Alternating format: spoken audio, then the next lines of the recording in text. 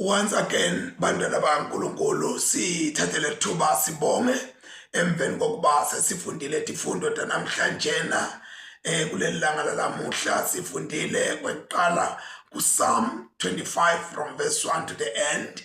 Safunda from the book of Malachi chapter 3 verse 9 through chapter 4 verse 5 says safunda now the Gospel of St. Matthew chapter 9 from verse 27 to 34. But as usual bazalwane sitawudinda kulese kuqala sifundo saMalaki chapter 3 verses 9 to 5 of chapter 4. Let us pray. God Almighty, our Heavenly Father, continue, Lord, to walk before us and make our hearts glow with your presence. This we pray in Jesus' mighty name. Amen. Bazalwane la sesifunde khona encwadini yaMalaki. Malaki lapha uyaqhubeka ukhuluma indzaba yekweshumi. Le ngathi indzaba leqale itolo uma sifunda tifundo lebe sitifundza itolo. Namuhla ke iyaqhubeka lendzaba yekukhuluma ngekweshumi. Ngokuthi lokweshumi primarily kwakufanele ukuthi kukhokhelwe bapristi nemalevi kubasupporte kulomsebenzi lebebaphila bawenda kulethwe endlini yaNkulunkulu. Masifunda kulo Deuteronomy chapter 14 verse 28 to 29 and again lo verse 27 uyakugcizelela lokusebenza kwabo ukuthi kutawusebenza kanjani ekusupporteni lo msebenzi waNkulunkulu lebekufanele tuqhubeke. Kodwa na ke kuNew Testament sithola abantu sebakhuluma kwangathi tinqe ukuthi uNkulunkulu letenda umsebenzi waNkulunkulu uma ngabe kufanele ukuthi sisupportwe ngaloko noma kube khona letikutholako kube ingathi is an abomination. But how yinqithakalo ke manje sekufanele tinqe ukuthi uNkulunkulu ngathi kube khona letikutholako kanjani manje kani kubhaliwe kukhona lapha encwadini yaNkulunkulu ukuthi kufanele tinqe ukuthi uNkulunkulu tisupporteke. Masifunda nje incwadi ya 1 Timothy chapter 5 verse 18 uthathi fundela ngelwakho lolwimi ekhaya. Lapha ukhuluma uthi for the scripture says you shall not muzzle an ox while it treads out the grain and the laborer is worthy of his wages. Ngalamafisha emakama umpostoli Paul uthi ungayifaki isifonyo ingabi nayibhulako. Fanele ukuthi ithi ibhula ibe ihla lapho ibhula khona. Uthi ke futhi nesisebenzi sifanelwe liholo laso. Utawufunda na 1 Corinthians chapter 9 verse 4 to 14 la kukhuluma khona ukuthi laba sebentako ufanele ukuthi banakeke kanjani kulomsebenzi labawendako. Uphinde ufunda ku 1 Timothy chapter 5 verse 17 nakhona lapho seloku kuyagcizelela kwekuthi kanjani nakuba umpostoli Paul yena wathi no kulilungelo lami but I'll just let it go for my own interest of the gospel kwekuthi ngifuna ukubona Vangeli lishunyayela utamfunda na 1 Corinthians chapter 9 verse 12 as well as 1 Timothy chapter 9 verse 15. Ngilawuto ukuthola khona ke kukhulunywa ngalendzaba lena yakukhishwa kwe-support yalokho supporter tisebenzi taNkulunkulu. Uthi kaNkulunkulu asenike ningilingi nibone ukuthi angeke yini nginibusise ngiphinde futhi nginivikele. Uma ngabe uNkulunkulu akhuluma lamagama langa ukuthi aseningilingi akutholakali ngisho nakwinye indzawo lapha kuNew Testament noma eBhayibhelini lonke la khona uNkulunkulu asimema ukuthi asimvivinye ngaphandle ukuthi asesike simvivinye ngekwenta naku la kumisele ukuthi utawusida tinqeku takhe kubuye kuside nalaba labanzinzile but primarily kwakwekuthenini akubuka tidzingo taleti nqeku letiphume luhonke taphumele emsebentini waNkulunkulu bese ke sebayabukwa nalaba ngitawubekisa labanzinzile labangenabani longabasida ngalamanye amagama kusho ukuthi tinqeku taNkulunkulu tibekwa ukuthi kude bani longatisida ngakho-ke uNkulunkulu uthi I will take care of them ngalokho leni tawuletha nini landlini yengqebo lokho ukuthi uma ngabe siletha tinto endlini yengqebo sisuke kahle kahle sithi uNkulunkulu kungekwakho thina sikunika lokufanele wena uma ngabe sigodla sisuke sincisha uNkulunkulu leNkulunkulu afuna ukusebenzisa lokho ehlangabethe intidzingo tetinqeku takhe netidzingo talabo labaswele uthi ke uNkulunkulu asenike ningilini nibone ukuthi angeke nivule amafastela asezulwini ekuthulula unumber 1 uthulula sibusiso yini sibusiso ngilengcenye empilweni yakho yokuthi noma tinto betikhiye kangakanani kwathiwa wena kude umsebenzi nje ubuyele ekhaya but kube khona nje into leyitawuthi ikhulu sho ubone tinto tiyenteka noma uve nje igama lakho seliyabitwa la ungaka applyeli khona sibusiso leso sibusiso ngiloko kuvula le labethiwa kuvalwe khona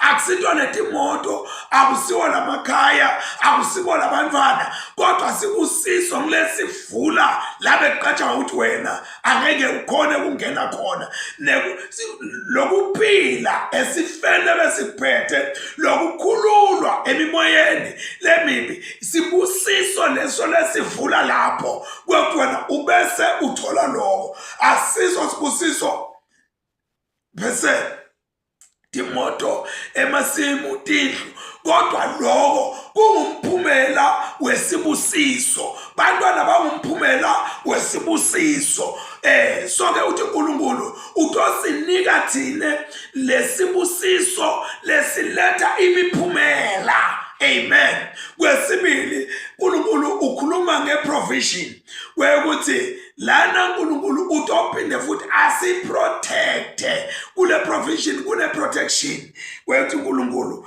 utawusivikela ngalezo sizathu ke uma ngabe sikhokha lokulathi uNkulunkulu asikhokhe sikulethe endlini yakhe uNkulunkulu ukhuluma kakhulu ngekuvikeleka kwethu endikelana uma ngabe sikhuluma ngetinshumi tinshumi kahle kahle kude letikhulumako ngaphandle kwekukhuluma kwethembeka kwaNkulunkulu kwethi uma ngabe simnika uNkulunkulu lokho uNkulunkulu wethembe the context noma lendzaba all about kwethembeka kwaNkulunkulu ukuthi uNkulunkulu wethembekile uma ngabe wala kukhokha kweshumi noma umnikelo ukuletha endlini yaNkulunkulu usho ukuthi wena uNkulunkulu angakathembeki awumethembi kwekuthi uNkulunkulu angatenda letinto lathi khulumile noma lathi ethembisile so ke kumqoka kwekuthi singamphikisi uNkulunkulu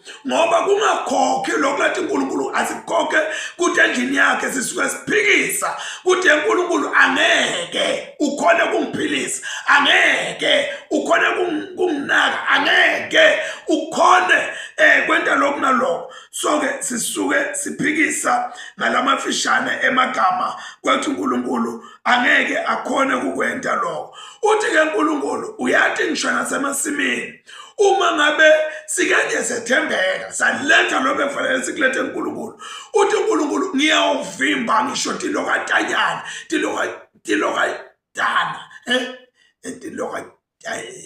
tilokatana emadivara ebona mosokwetlwane lokuncane lokuhlaba kuhle ukuthi uNkulunkulu uyavimba akudzingi ukuthi siyofutha ngoba uNkulunkulu uyakuvimba avimbe uNkulunkulu, avimbe ngisho netingoti. Uyambona lo uNkulunkulu uthi ke nasekavulela amafastela akhe ezulu utawuthulula from unexpected resources la ungakabheki khona.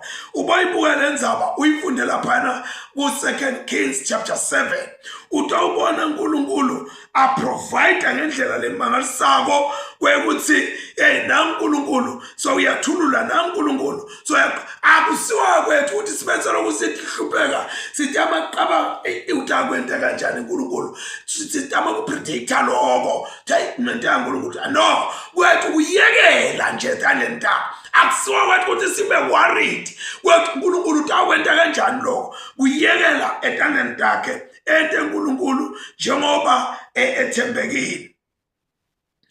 Bathi ke abantu baNkulunkulu yinto lesengathi yinhle kuphi lena yokukhonta uNkulunkulu singendi konke nakuthiwa asingakwendi abe uNkulunkulu ngalabanye amagama abende abantu labangamkhonti baqhuma into tabo tibahambela kahle. Uthi ke uNkulunkulu hayibo nikhulumelani kabi bathi bantu sikhulumele kabi sathini dikhulumelani ngelulaka. Uyabona kukhuluma ngelulaka lokuthi bantu bathi kuNkulunkulu utawenda kanjani uNkulunkulu it's just useless ukukhonta uNkulunkulu. Yini naba abantu labangakholwa indoti bahambela kahle bona bathinta lapha nje indoti lunga kube njani yini lokukhonta uNkulunkulu sithi impintshe sithi limate singene ebuhlungwini sihambe ngathi siyalila thina langa lonke kube khona abantu nje labathi nemaphethe indoti bahambele kahle. Uthi uNkulunkulu nikhulumelani kanjalo nikhulume ngelulaka ngoba uNkulunkulu bona laba bantu nikabantu bayaphumelela labathi qhenya ukuthi indoti onke bakhomba ngalo sekhathi uNkulunkulu ubabekele sijeziso sabo abathokote manje kodwa liyeta langa lesijeziso. So ke lababi babonakala tonke into ingathi bahambela kahle endi kubonakala ungathi kukhonta uNkulunkulu kuyinto lenganamsebenzi kugcina timiso sakhe. Uyabona kuphila lempilo lefunwa uNkulunkulu it's so costly ngoba ibita uthi singatendi tintfo letentiwa ngilabanye bantu singahambi ngetindlela labanye bantu labahamba ngato endi ke kune reward leNkulunkulu okanye kunevuso leNkulunkulu awethembisa labo labamkhondako. Uyabona ke kunenduthuto lethwa enhlitweni yakho ukuthi uNkulunkulu uyabakhumbula bantu bakhe noma utawubakhumbula labange bakhe uNkulunkulu. Uyabona lana kukhulunywa lokho nje kubantu lasebavele discouraged emphefumulweni yabo kwekuthi akunamsebenzi kukhonta uNkulunkulu. Yini bantu labangamkhonti uNkulunkulu labathambela ngetabo tindlela tindoti bahambela kahle. Kodwa nake sesiyababona labantu baNkulunkulu batohlangana bakhuluma ndzawonye. uNkulunkulu uyakunaka hlangana kwebantu bakhe. Sake sahlangana nje ushitho evini lakhe wathi wherever 2 or 3 are gathered in my name I shall be with them. So ke asiqaphele uma ngabe sesihlangene ukuthi sikhulumani ngoba uNkulunkulu uyayithanda ifellowship yebantu bakhe. Bake bahlangana nje abantu bakhe uNkulunkulu uyeda lapha kubo ngoba athanda kuhlanganyela kwabo aphinde abathanda nabo. So asiqaphele ukuthi mase sihlangene sikhulumani singakhulumi into letawuqansula uNkulunkulu singakhulumi into letawenda uNkulunkulu ehlisa lesijeziso etikwethu. Asiqaphele emagama lesiwakhulumako ukuthi sikhuluma sithini. Uthi ke lapha a book of remembrance was brought the book of remembrance was written before him for those who fear the Lord and who meditate on his name. Uyabona ke lokhu kuyakhuthaza kakhulu kwekuthi laba labaqabanga ukuthi uNkulunkulu usikhohliwe uNkulunkulu akanenzaba nathi kukhona incwadi yesikhumbuzo uNkulunkulu akasikhumbuli nje kuphela, kodwa uNkulunkulu emagama ethu uwabhalile aze athi na Isaiah usiqophe entendeni yesandla sakhe. uNkulunkulu usibhalile, wabhala ukuthi uyabona mina nje angisilo umuntu le time lethanda ukubhala, kodwa naNkulunkulu angubabe uthi athi konke akhumbula konke but aphinde abhale. Lapha ke uthi uNkulunkulu ubhalile. Uyakhumbula ngesikhathi athi Moses yeNkulunkulu uma ngabe labantu laba unganobaxolela sale sawuliqisha ke ligama lami kule ncwadi, ngiyathandaza. Lokho uyakufunda encwadini yeDeuteronomy chapter 32 verse 32 to 33. Phinde futhi le ncwadi iyavela laphana kuPsalm 69 verse 28 na kuPsalm 87 verse 6. Aze iphinde futhi le ncwadi ivele laphana kuDaniel chapter 12 verse 1. Kuthi asengimfunde lo Daniel chapter 12 verse 1 uthi, at that time Michael shall stand up, the great prince who stand watch over the sons of your people, Excuse me. There shall be a time of trouble, such as never was since there was a nation, even to that time. And at that time, our people shall be delivered, everyone who is found written in the book. In the book, everyone who will be found written in the book. Kunencwadi lesibhalwa kuyo. Andike labantu baka-Israel baba nemizwa feelings kwethi uNkulunkulu usikhohliwe, uNkulunkulu akasinaki. Yathi uNkulunkulu uthi you are like a jewel. Nifanana nale migaqo labanye bayigaqala, labanye bafake lapha labanye bafake emakhaleni, labanye bafake lwemini, labanye bafake lapha kubeke emarini, lokunye kukhulu, lokunye kuncane, lokunye kunjani. Uthi uNkulunkulu you are like jewel. Jewel nine lapha kimi. Lapha uNkulunkulu baka-Israyeli bangumhlobiso. It doesn't matter what you feel now. The kingdom of God is not about feelings, but it's about fact. The fact is, you are a chosen nation. You are a chosen generation. So, ngaleso sizathu leso wena Israel unguloku lo ungulemigaqo uyini le lapha kuNkulunkulu bazalwane. Uyabona ke lokho ngibona kufuna kusigayide thina emakholo kwekuthi bazalwane thina simgaqo kuNkulunkulu. Kodwa ke ukhuluma lapha lesiphe saNkulunkulu sasivela silahlekile, siwumshakile, siwunyushiwe tindodazo. Lesiphe lesi impilo yakamoya yayibuye phansi ngendlela lemangalisako. Bapristi kanye nesiphe saNkulunkulu sebathina ke bona kwase kwande i-corruption, iqithakalo, umonakalo ngendlela lemangalisako. Ngetulu kwaloko bantu bebatinaka bona kunokuthi banake indoda kaNkulunkulu, banake idingo labanye bantu, bebatinaka bona bakhohliwe ukuthi bona phela kude ijewel leke yatinaka yona. Ijewel inakwa ngumnikati wayo. Thina ke njengamaKristu sivela etigabeni letahlukahlukene ukuthi we are the jewels. Esiyavela lo uthi singamajewel sivela ukuthi le jewel is hard press but it's durable. Hallelujah. Thina njengamaKristu siyaqindetelwa sinyathelwe kodwa asipheleli la. Siye maphakatheni uthi umhlabeleli eyethi indaba ayipheleli lapha, iphelela emaphakatheni.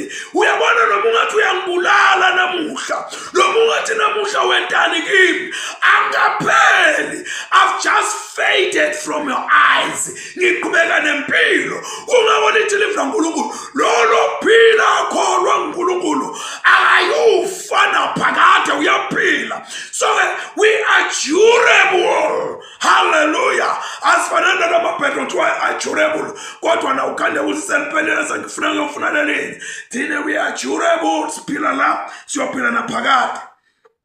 Kwesibili, thina siyahlonyeliswa. Sihlonyeliswa ukuthi la kunemKristu khona. Kufanana nanawo kuthi sowakhela udziwo lakho noma imbita yakho noma lijeke lakho noma yini, kube sekubakhona nje nabo lokuhlobisako. Lapha ngisanda ukuthi ngibuye kothola nathi tibuko tami ukuthi into khona kubona kahle. Sengiyabuka ngithi hawu yini ke lokho kubambeni lo. Nase ngicabanga ukuthi hayibo kungumhlobiso, kuhlotshiswe ngako noma kunqane kodwa kuhlotshisiwe ngako. Nangibuka leti buko tami ngitibuka la ngasegcineni la, ngiyabona ukuthi kumnyama la sekunalokhu thithe lokunqane lokuhlobisile kushintsha the whole thing. So thina njengamaKristu we are the luster, L-U-S-T-E-R. Sile mihlobiso letholakalako leminqane labo nawe khona njengemKristu yathi ukuthi leli khaya lihlotshisiwe, leli khaya lineprize yekuhlotshiswa kwalo ngenxa yalo mKristu.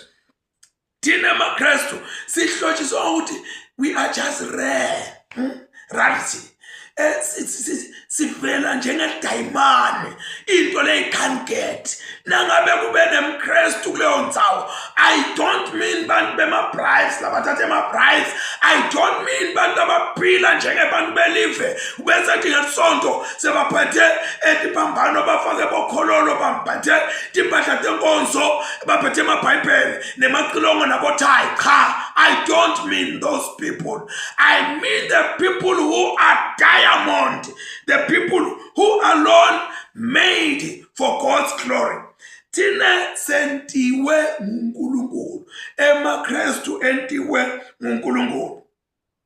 EmaKristu aqhamuka netigaba letahlukahlukene in different sizes, njengoba nema-jewels aqhamuka lokunye kukhulu kuhle lokuncane kuhle. Kunjalo ke kuba ngumKristu. Lamanye emaKristu angisho ukuthi asakatekele umhlaba wonke. Uya e-Australia uyathola noma munye, uya kuphi eMozambique, uya kuphi ePortugal, uya kuphi eSwatini, uya kuphi kuphi utawuthola ukuthi kukhona emaKristu lapha nalaphaya. And emaKristu associated ne-royalty. Usiyabona njalo wasemhlabeni kubangiswana, hayi wena usiyumntwana wenkosi, lona ke nguye kumntwana wenkosi. Thina we are a chosen generation, a royal priesthood people. Sibantu bebukhosi, bapriest bebukhosi. Thina we are protected. Lithi ilizwi laNkulunkulu ingelosi yasimakathi yakha umthangala lotungeleta labo labamesaba ngosimakathi. We are protected.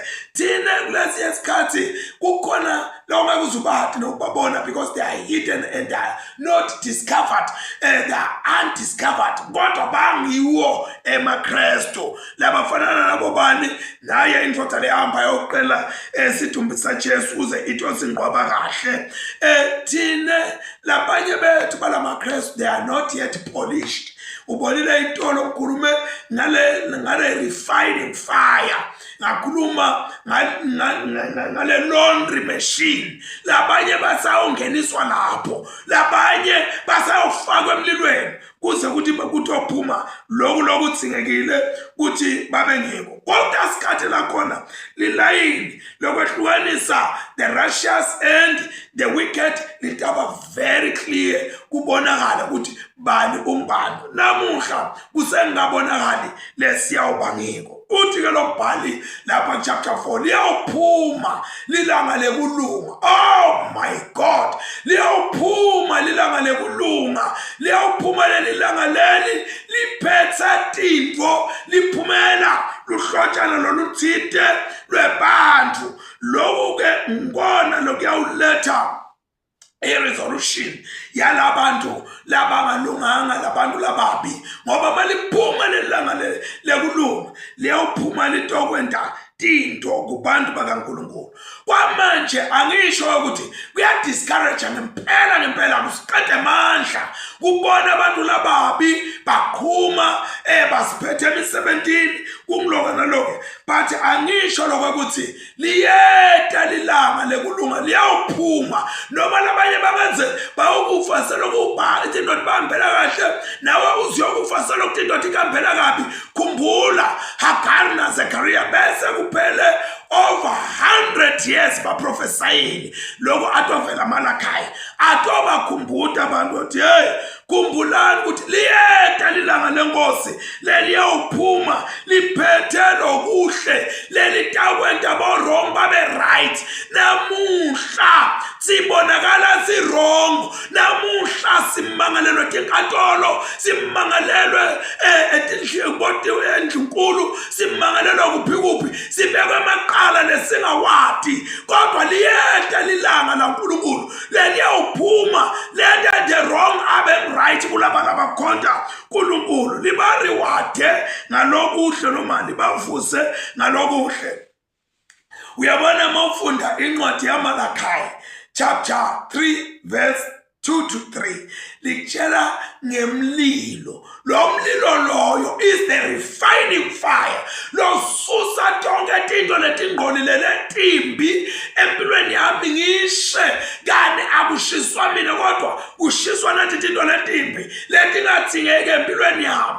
Kodwa lo mlilo lona lesekhulunywa ngawo lapha kuMalachi chapter 4 ngumlilo lo uyawuda utawushisa lababi ubaqothule ungashiyi ngisho nembanze, uyawubashisa njengetinhlanga. Tine lesikholwako asishi njengetinhlanga, kodwa instead kusha lobubi lobulakini. uNkulunkulu unendlela yokubushisa lobubi lobulapha empilweni yami. So-ke labangakholwa bona bawufanana netinhlanga letijikijelwe emlilweni latiyawusha tiphele, bawufanana nemagala lashiswa ngumlilo netimbanzi. Lokusho ukuthi labangakholwa bayawuphela bathi nya ukuthi ngeke kude ngisho nethemba lokuvuka bavukela ekuphileni ngophakathi, kodwa noma ngabe kuthiwa bawuvukela etheni umlilo seloku uyababobotha bayasha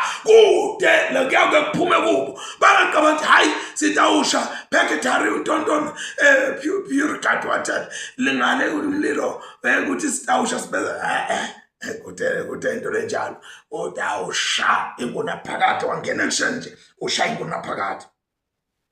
Lana ke sibona i-resolution yalaba labalungile kwekuthi ngale sibona uNkulunkulu ulungisa abantu bakhe labalungile. Ngala sesibona laba labatiqhenyako, laba labatatisako, laba lababukela abantu labanye phansi bayasha lo mlilo uyabashisa. Laba labangalesabi ligama laNkulunkulu bayasha, kodwa labasaba ligama laSimakathe bayasindiswa. They shall be saved, they will be saved. Ngale sike sabona umlilo ku the early Christian ushiswa bo Justin umfelo lukholo washa wanqonqa, kodwa na lo noma asha anqonqa kwasha umtimba wakhe, kodwa umphefumulo wakhe ngoba he was the defender of faith.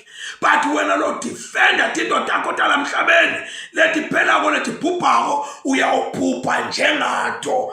Sibona ngapha kuphuma lilanga lekulunga. Jesu ubekwa njengelilanga lekulunga leliyawuphuma liphumele bantu.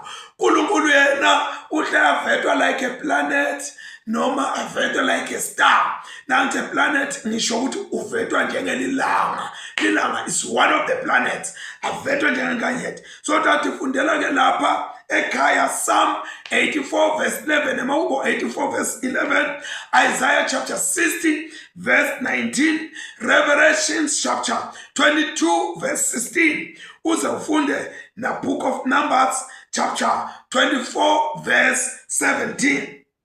Lakhona Jesu naye uyavela alilanga lekulunga leliletha kuphila. Labanye litabe libashisa kodwa labanye litabe libalethela kuphila.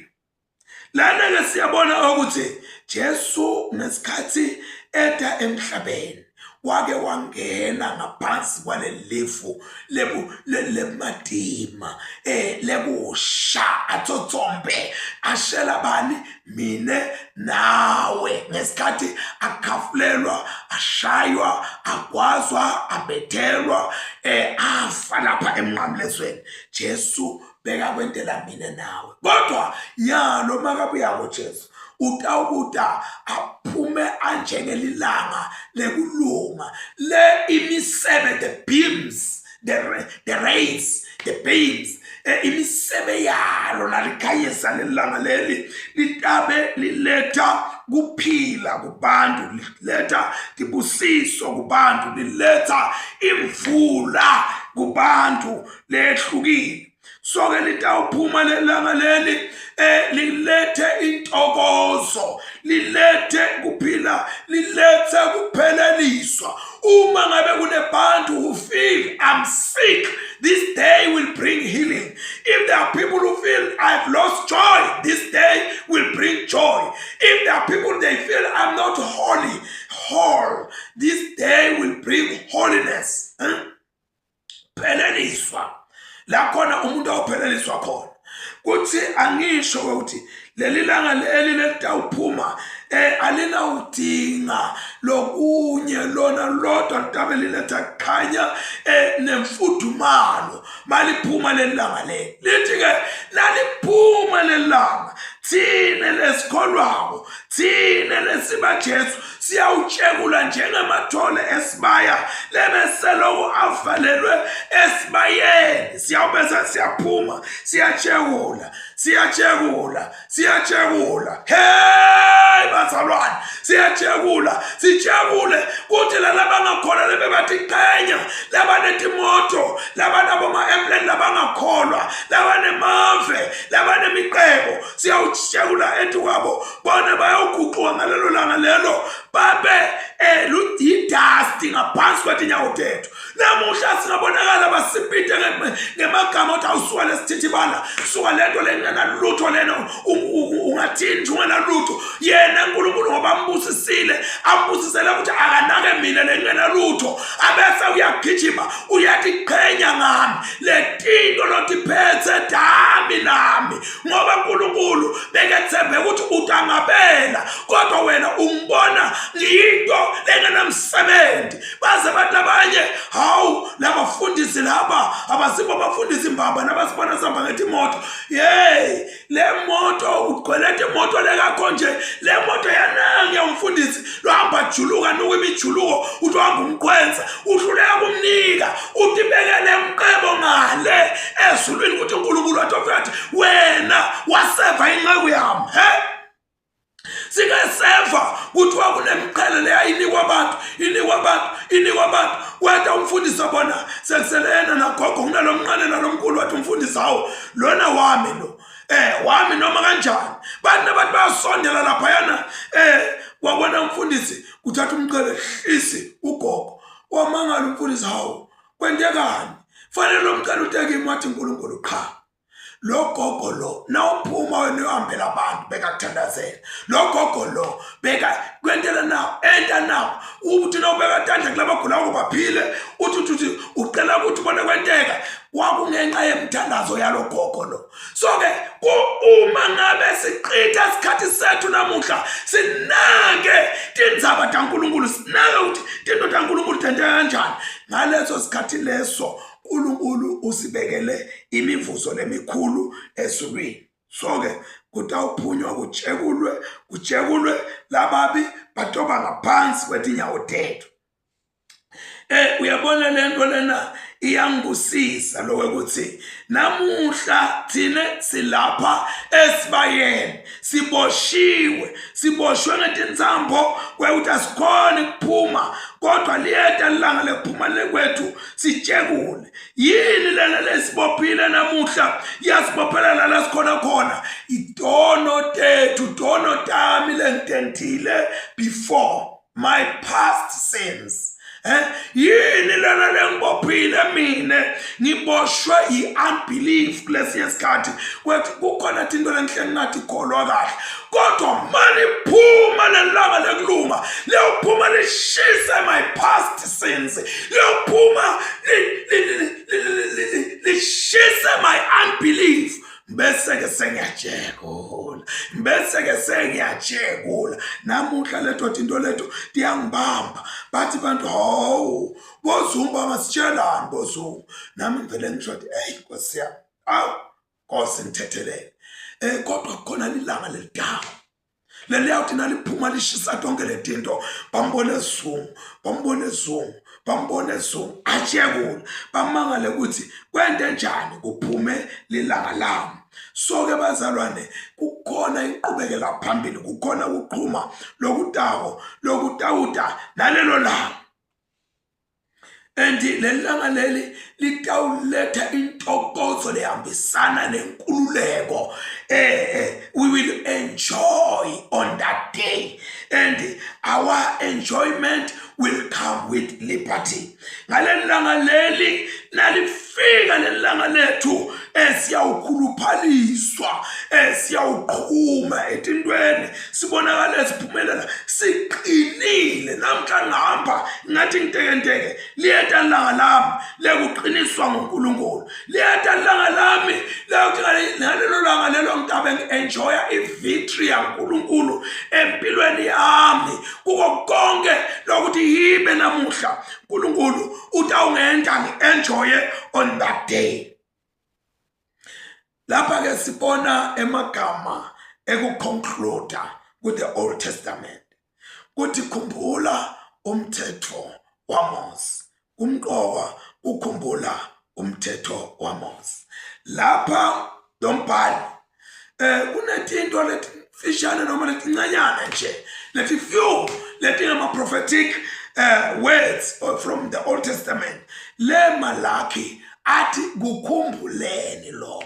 Why Malaki ukhuluma ngekukhumbula? It's because uma ngabe aqeda ukukhuluma letinto leti Malaki kusatoke kuhlale 400 years uNkulunkulu athulile. Khumbulani kunetinto lokufuna sikhumbule uma ngabe uNkulunkulu sekathulile kumqoka ukukhumbula ukuthi uke wakhuluma uNkulunkulu ubekathini uNkulunkulu makakhuluma. Khumbula lokukhulunywa nguNkulunkulu ngesikhathi lesimatima kumqoka ukuthi ukhumbule ukuthi uNkulunkulu uke wathini. Sikhona isikhathi la khona uNkulunkulu ake athule khona yani evini lakhe utsiteni uNkulunkulu evini lakhe. So ke lemthetho yaMose beyimqoka ukuthi igcine labantu bakhumbula ukuthi uNkulunkulu utsiteni uNkulunkulu wathini uNkulunkulu bakhoneke kuhamba basudisiwe baqetshisiwe emoyeni yabo ngetinto labatifundile base bayatikhumbula. Kumqoka ufunda ubese uyakhumbula. Kumqoka kwekuthi uma ngabe usesimene esimatima empilweni yakho ubese uthi call back tinto uNkulunkulu lake atikhuluma. Uthi call back tethembiso takhe uNkulunkulu ngempilo yakho ukuthi uNkulunkulu uke wakuthembisani phambilini. So ke lapha siyabona ukuthi umthetho weta ngaMose. Kodwa mase sifunda kuJohn chapter 1 verse 17 siyafunda ukuthi esivumelwaneni lesisha liqine umusa neliqiniso udenga Jesu. Esivumelwaneni lesidala befanele bakhumbule umthetho waMose ukuthi uthini. Thina namuhla fanele sikhumbule umusa neliqiniso lokufanele ukuthi siphile ngalo. So kweqina lokuqinwa ngako la kugcinwa ukuthi uNkulunkulu uniketa siqiniseka ukuthi useda Elijah. Noma kutawubuya yena luqobo lwakhe Elijah, noma kutawubuya umuntu lona lelo office la Elijah, ngaphambi kokuthi kube na the second coming of Jesus Christ, uyabuya Jesu. Kodwa siyethenjiswa ukuthi uyabuya Elijah angakabuyi Jesu.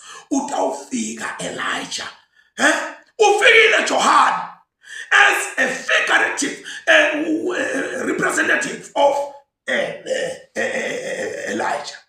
So namuhla ngifuna kuphetha ngalamagama ukuthi uyabuya Jesu, kodwa phambi kokuthi Jesu abuye sitawubuyiselwa endzaweni yethu. And-ke lokhu ngikusho ngoba lapha kuMatthew chapter 11 verse 14 uyavela John kodwa na emulate noma avela isithombe sa Elijah. NakuMark chapter 9 verse 11 to 13, NakuLuke chapter 1 verse 17. So Matthew chapter 17 verse 11 to 12 nguye lona lothi nasekabuya kwesibili Jesu utawuvela lona lo Elijah, ngoba Elijah akafanga, uyaphila, wathathwa, wenyuswa, wayiswa ezulwini. Nalapha kuRevelation chapter 11 verse 3 to 12 siyabona lo, futhi siyabona ukuthi lo Elijah lo lesikhuluma ngaye before Jesu enyuka buyela ezulwini, wavela Elijah akanye na Moses. Ungathi ayikho lento futhi bakhona bayaphila, bavela Elijah watholetha ti prophet amele ba prophet, wavela Moses aletha tincwadi tonke temthetho, ngoba nyalo sengishito John chapter 1 verse 17 umusa neliqiniso kwetha ngaJesu Kristu. Angiphethe kada this interesting part wekuthi le emaJudeni kunendlu nelitafula lelibekiwe, a banquet, noma a place where Elijah must come and sit and eat. Kunenzawanyana la kubekwe khona situlo lesingahlali umuntu kanye nenkomishi legqwele, kuthi ngalelinye ilanga lenkomishi le itawunathwa nguElijah nakabuya. So emaJuda seloko aya anticipate ukuthi uyabuya Elijah. Elijah wahamba kwakukubi kakhulu ngesikhathi Elijah athathwa emhlabeni after the prophet wakhe, kwasale kwaba nema crisis lamabe emhlabeni. Kunjani namuhla kaIsrael lokho kuthi there is Elijah coming, ukhona Elijah lodako utobuyisela tinto esimeni sakho. So ke bese ngushito lokho lese ngushito lapha uthi uyobuyisela etinhlitiyo tebantwana kuboyise netinhlitiyo taboyise kubantwana. Kusho ukuthini lokho? Bazalwane, lokho kusho ukuthi kungetulu kwaloko bantu batawukhumbula baguqukele kuNkulunkulu. Number 1. Number 2, bantu batawukhumbula lukholo lwabokhokho babo. Ngicela kusho-ke kwekuthi ingathi lendzaba iphetha kamnandi kanjalo. Lolokunye lesekutane tiqalekiso lengemuva akusesiko. uNkulunkulu akavalelisi nesiqalekiso, kodwa uvalelisa ngemagama enkumbulo lamnanzi, kwekuthi kuvaleliswa njengoba kuvaleliswa laphana kuSambulo chapter 22 verse 21, kuvaleliswa ngemagama langasibhlungu athi umusa wenkosi awube nabo bonke labanqwele. That's how it closes. uNkulunkulu masiphuma sesihamba usivalelisa ngemagama lamnanzi, njengoba nami into ovalelisa ngemagama lamnandi emkhuleko, kwekuthi uNkulunkulu akabakhumbule labalebe sebathi akusekho kusebenzela uNkulunkulu. It's costly this thing, I'm just dropping it down and ngifuna kuvala ngalamagama ukuthi uNkulunkulu uyabuya mntana kaNkulunkulu, ungatibukeli phansi tento temusa lo tendile watendela uNkulunkulu. Let's pray. Nkosi uNkulunkulu mnikati wemandla onke, siyabonga live lakho, siyabonga Nkosi kwekuthi noma labangcwele bakho they feel so discouraged seeing the unrighteous, seeing the wicked one, as if things they go well with them. But Lord, you have promised us tonight that the grace of our Lord Jesus Christ be upon us. Siyawethemba lo musa wakho, labagulele tibhedlela siyawethemba umsa wakho, labasematolongweni siyawethemba umsa wakho, labaswele kuthi batawukwenza kanjani sethemba umsa wakho Nkosi nakulesikhathi lesi. We cannot predict it, Lord Jesus, we cannot worry about it, but we do believe ukuthi lo Nkulunkulu lo wandla tinyoni tasendle, lo Nkulunkulu lo enta tonke tinto kahle utawubentela abantu bakhe. I pray this prayer in the mighty name of our Lord Jesus Christ, now and evermore. Amen.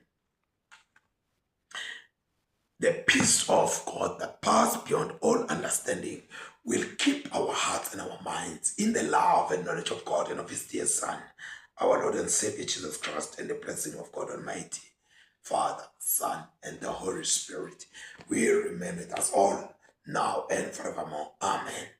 Thank you, Bazalwane. It is indeed a glorious moment to meet with you and to share the word of God together with you. Please do me a favor, pass the message to others. Kukhona laba discouraged, but ngani bobani umsebenzi bawuthola ngene office kwekuthi kube khona lapha kwentela le office kumbe bebanganamali kodwa khona lapha kwenda. No, don't do that. Ingani lamhlabeni akusekho iqiniso, bantu ngeke na uphiya nje khuluma iqiniso kuthi utophelelwa umsebenzi. Please don't do that. You are a child of God. Fear God and walk in His statutes. Amen and amen. Be blessed, mntana sekhaya. Be blessed. Be blessed. Ulenzambama. Be blessed. Uyakuthanda uNkulunkulu. Babe siyabonga egameni likaJesu konke lokuhle Nkosi lososendele